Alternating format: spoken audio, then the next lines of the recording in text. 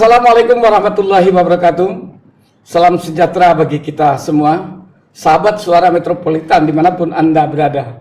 Bersama saya, Wijaya, hadir dalam podcast Suara Metropolitan, berita akurat terpercaya, fakta berbicara, bukti menjadi dalil, inspirasi daerah untuk Indonesia.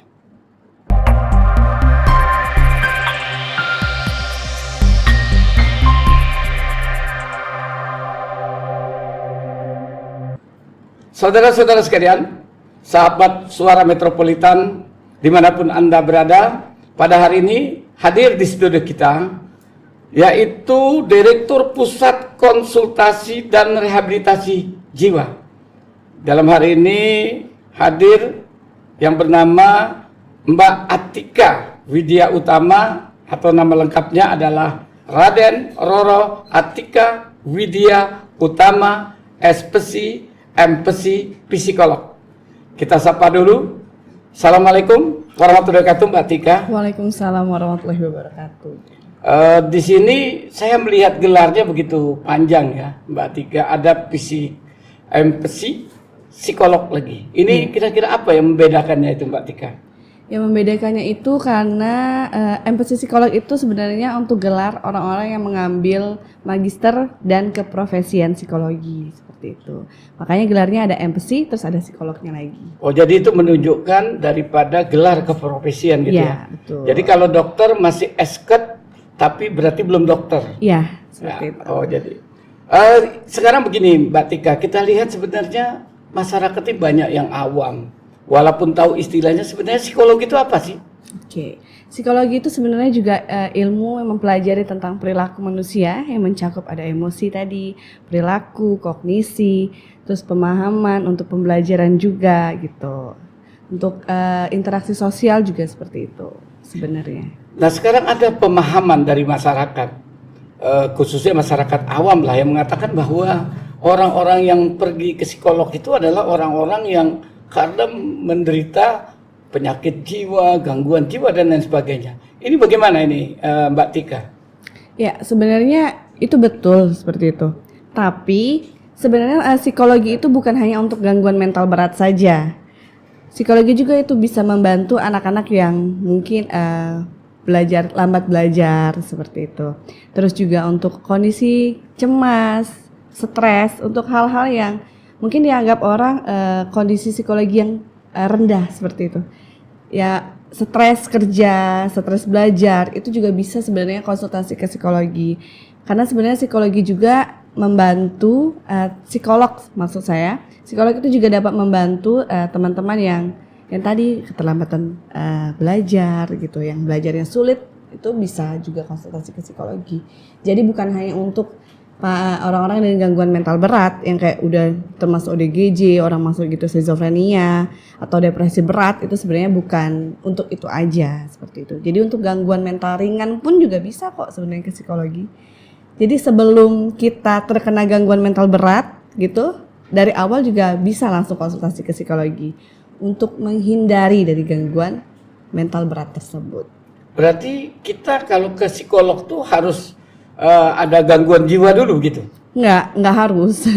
Jadi sebenarnya lebih baik kita ke psikolog itu sebelum kita terkena gangguan mental berat tadi gitu. Jadi ukurannya bahwa kita ini harus di maintenance, harus berkonsultasi ke psikolog ini harus menderita dulu baru kita ke psikolog, atau sebelumnya kita harus ke psikolog, atau memang walaupun kita baik-baik saja perlu untuk konsultasi juga ke psikolog? Oke. Sebenarnya yang tahu kondisi diri itu kan kita. Ketika kita merasa butuh seseorang untuk mencari solusi atau untuk berbagi cerita atau juga ngasih solusi seperti itu, butuh untuk itu, sebenarnya langsung ke psikolog boleh dan nggak ada larangan gitu. Jadi sebelum harus kita terkena gangguan mental berat dulu baru mau ke psikolog, itu sebenarnya juga nggak kayak gitu. Untuk mengatasi sebelumnya, jadi ya datang aja ke psikolog kalau ngerasa udah kayak kayaknya saya udah nggak nyaman nih, sepertinya saya ngerasa cemas atau udah ngerasa stres atau ngerasa udah bingung mau apa, mau gimana, mau ngapain, sebenarnya saya kenapa, atau lagi emosional gitu. Kalau misalnya mau untuk pencegahan agar tidak terkena gangguan mental itu sebenarnya boleh ke psikolog dan malah mungkin dianjurkan gitu untuk meringankan gejala-gejala yang ada dalam diri seperti itu. Oh, berarti tidak harus kita menderita dulu, ada gangguan dulu, baru kita pergi ke psikolog begitu ya? Iya, tidak harus sebenarnya. Kemudian ini Mbak Tika, sering orang-orang itu menganggap bahwa kalau mereka itu misalnya mereka luka batin, gagal move on, kata mereka apakah wajib juga untuk pergi ke psikolog atau bagaimana? Oke. Sebenarnya kalau mereka sudah merasa seperti itu kan juga sudah termasuk gangguan sebenarnya dari mereka karena gagal move on, berarti itu kan ada masalah di dalam diri mereka. Sehingga untuk pencegahannya bagaimana nih gitu. Boleh kok, bisa kalian boleh ke psikolog gitu. Karena psikolog juga akan membantu memberikan terapi-terapi seperti itu pada mereka agar mereka merasa lebih nyaman seperti itu, lebih open minded gitu. Jadi pikirannya kebuka gitu kan. Karena di saat orang gagal move on itu kan berarti ada sesuatu yang bermasalah dalam diri mereka. Sehingga ya harus kita buka dulu apa nih yang membuat dia gagal move on seperti itu. Jadi psikolog itu membantu juga untuk membuka pikiran mereka agar mereka juga jadi pikirannya kebuka gitu. Jadi ngerti solusi dari masalah mereka itu sendiri sebenarnya. Oke, Mbak Tika. Jadi saudara-saudara sekalian, sahabat suara metropolitan, bahwa sesungguhnya kita pergi ke psikolog bukan hanya kita telah menderita gangguan kejiwaan. Ternyata juga ketika kita pun dalam keadaan baik-baik saja, tidak ada salahnya kita berkonsultasi dengan psikolog begitu. Nah, sekarang saya mau bertanya lagi Mbak Tika, kalau kami ini merasa baik-baik saja, kemudian mau berkonsultasi dengan psikolog, apa yang kira-kira manfaatnya yang bisa kami yang merasa baik-baik saja berkonsultasi dengan psikolog? Oke. Manfaatnya apa? Ya akan menjadi lebih baik lagi tentunya. Dan saya rasa juga kalau misalnya kita merasa baik-baik saja, itu ada sesuatu mungkin yang sebenarnya ada yang mengganjal gitu, yang harus diutarakan mereka, atau butuh teman cerita juga. Walaupun merasa baik-baik kan juga butuh teman cerita seperti itu. Jadi kalau datang ke psikolog mungkin ngerasa lebih baik lagi seperti itu. Jadi tidak harus orang yang bermasalah sebenarnya datang ke psikolog. Dan sebenarnya juga kita itu kadang-kadang merasa punya masalah tapi tidak tahu masalah apa yang ada di dalam diri kita. Tapi itu membuat kita nggak nyaman. Nah, itu juga bisa kok ke psikolog gitu loh. Yang tadi saya bilang, jadi open minded mereka. Jadi kita mengorek masalah apa sebenarnya yang membuat dia selama ini merasa tidak nyaman, tidak enak dalam diri dia gitu loh. Sedangkan ngerasa diri dia misalnya tidak baik-baik saja tapi tidak tahu apa masalahnya, udah ke dokter ternyata nggak ada sakit, nah itu bisa kok ke psikolog gitu loh. Kita atasin sama-sama apa masalah yang ada dalam diri kita itu. Oh, jadi kita salah satu manfaat daripada kita walaupun kita merasa baik-baik saja adalah lebih mudah kita memahami tentang hidup dan kehidupan begitu Mbak ya. Jadi proses adaptasi diri, kemudian keseimbangan emosional kita, ternyata itu yang perlu kita juga lakukan di dalam mengarungi kehidupan ini Mbak Tika. Nah, kemudian kita coba beralih kepada lembaga yang Mbak Tika pilih ini. Lembaga ini bernama Pusat Konsultasi dan Rehabilitasi Jiwa. Nah, di sini yang menarik pada kami adalah Pusat Konsultasi dan Rehabilitasi Jiwa. Apa ada perbedaannya ini Mbak antara konsultasi dan rehabilitasi ini? Untuk konsultasi sendiri itu sebenarnya fokus kita itu untuk menceritakan masalah, memberikan saran, diskusi seperti itu, dan menentukan tindakan selanjutnya itu apa. Sedangkan untuk rehabilitasinya itu sendiri itu kita lebih fokus ke pemulihan dan penyembuhan mereka seperti itu. Oh, jadi ternyata ada satu perbedaan yang cukup signifikan ya Mbak, betul, antara rehabilitasi dan konsultasi. Jadi kita konsultasi dulu baru direhabilitasi begitu. Dari rehab itu kan nanti diberikan psikoterapi. Kalau mereka memang harus diberikan terapi, kita kasih psikoterapi itu ya ke situ untuk penyembuhan mereka. Tapi apakah kalau kita melakukan proses konsultasi atau taruhlah proses rehabilitasi itu, apakah ada kriteria misalnya umur, harus dewasa dan lain sebagainya gitu? Oh, tidak, tentu tidak.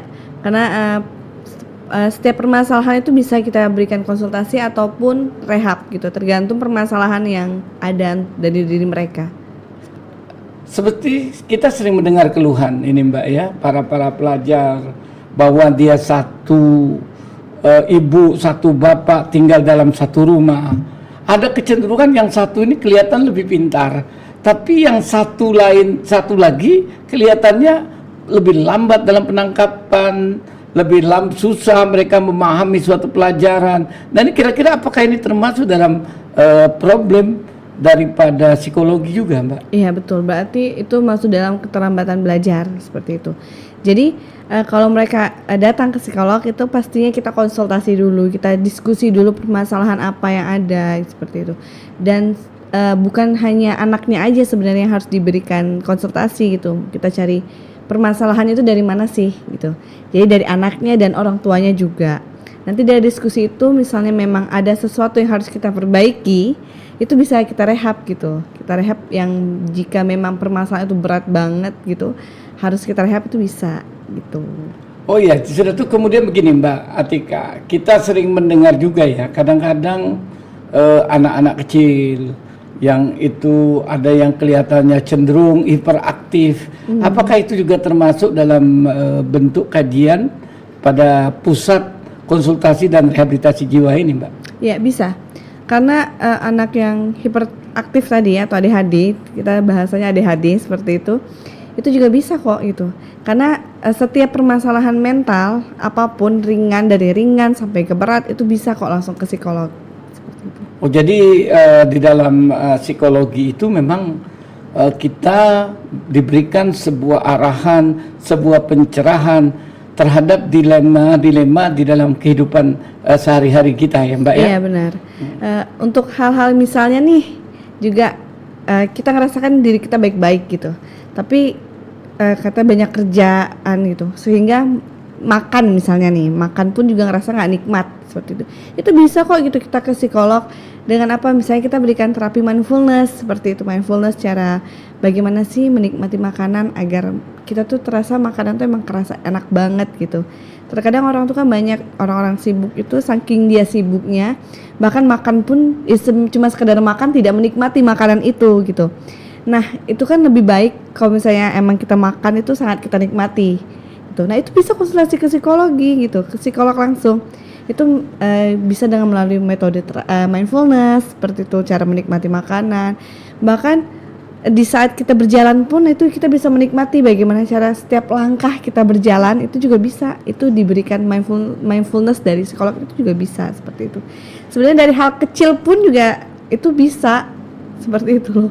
Jadi sahabat Suara Metropolitan, di sini kita bisa jelaskan bahwa ternyata psikologi itu adalah sebuah ilmu yang demikian kompleks ya, sehingga tidak ada di dalam setiap sisi kehidupan ini juga tidak diliputi oleh psikologi ini. Nah jadi itu kelihatannya begitu kompleks ya Mbak ya. Betul. Termasuk mungkin di dalamnya bagaimana dengan keharmonisan rumah tangga Mbak? Apakah itu juga menyangkut daripada kajian psikologi juga? Masuk juga, itu juga masuk. Sebenarnya mas psikologi itu benar-benar luas karena itu kan melingkup perilaku gitu, emosional juga.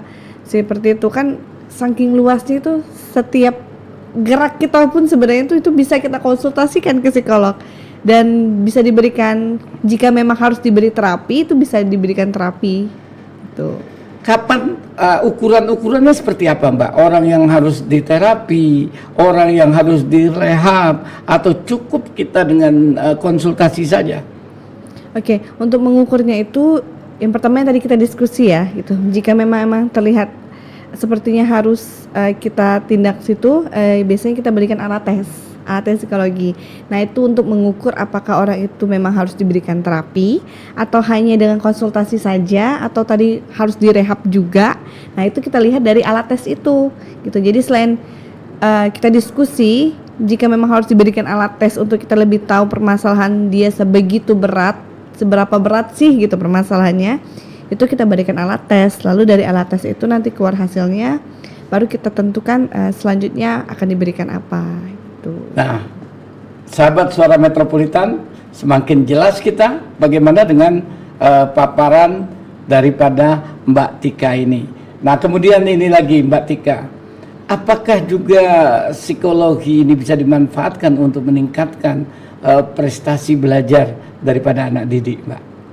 Bisa kok, itu bisa.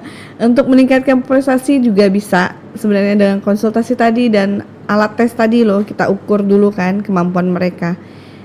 Jika memang dibutuhkan itu juga bisa gitu. Dengan terapi juga ada kok terapinya seperti itu. Sebenarnya psikolog itu juga sangat luas, saya tadi bilang sangat luas, ruang lingkupnya itu luas banget. Dari hal kecil sampai hal besar pun juga bisa dikonsultasikan. Bisa juga kita berikan, jika memang tadi harus diberikan alat tes, kita beri alat tes. Harus diberi terapi, akan kita beri terapi gitu loh. Untuk selanjutnya seperti itu. Metodenya seperti apa, Mbak? Kalau bahkan bukan kita ini kan ada yang mengenal dengan IQ ya. Kalau IQ-nya memang sudah istilah orang itu ya, maaf itu, kalau memang IQ-nya sudah rendah, apa masih bisa ditingkatkan lagi dengan prestasi belajar itu, Mbak, dengan terapi psikologi? Itu juga bisa beli terapi tadi. Untuk apakah dia akan meningkat atau tidak itu sebenarnya juga dari pribadi seseorang itu juga, tapi kita bisa membantunya dengan kita berikan terapi tadi, terapi untuk anak yang misalnya tadi lambat belajar gitu, untuk meningkatkan prestasi dia gitu, itu bisa, semuanya bisa kok.